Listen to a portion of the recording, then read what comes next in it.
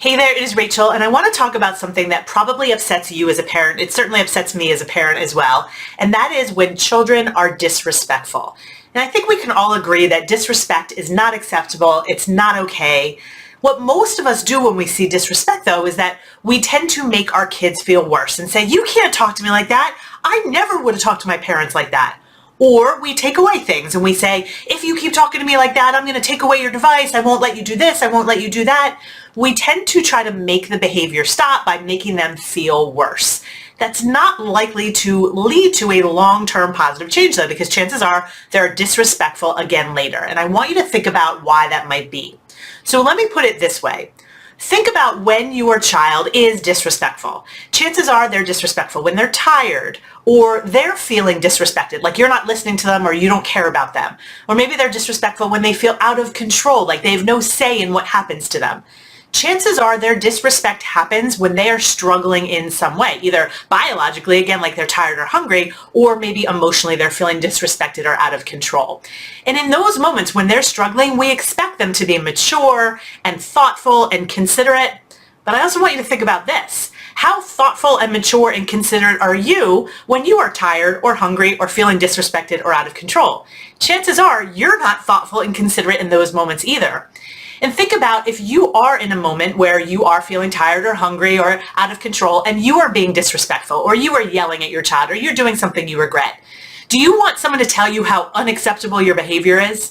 Do you want someone to take away everything that you care about? Probably not.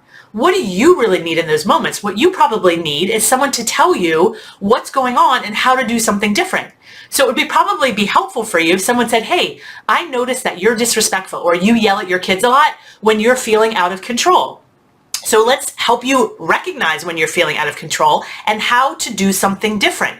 And you'd probably want this person to practice with you over and over and over, because it's not going to be automatic to you when you're hungry or tired or feeling out of control to be more thoughtful and kind. That's not going to happen naturally. So you'd want someone to teach you how, and you'd probably want them to practice with you over and over. That would probably go much better than someone criticizing you and telling you all the things they're going to take away from you. So I want you to think about this, that you can really teach your child to do something different. And I do want to address what comes up with almost every single parent when I talk about this. They say, well, aren't I letting my child get away with it if I'm not punishing them? You're not letting your child get away with anything. Getting away with it would be never to bring it up again or to say, oh, you're frustrated, so it's okay to be disrespectful to me. That's not what we're doing. We're just focusing on teaching them how to recognize when they're in this place that I call yuck and how to do something different and practicing it with them a lot so that it becomes more natural. We are addressing it. We're just addressing it in a way that's more effective. And I will tell you that one of the best ways to address this and teach them is to do this with them. So maybe while your child is working on doing something different when they're being disrespectful, maybe you're working on doing something different when you have the urge to yell. And what happens is you're working on this together and you're addressing their disrespect in really a connective way rather than in the really disconnective way of telling them all the reasons they're being horrible and taking away everything they care about. This can be much more effective. You'll actually get long-lasting results.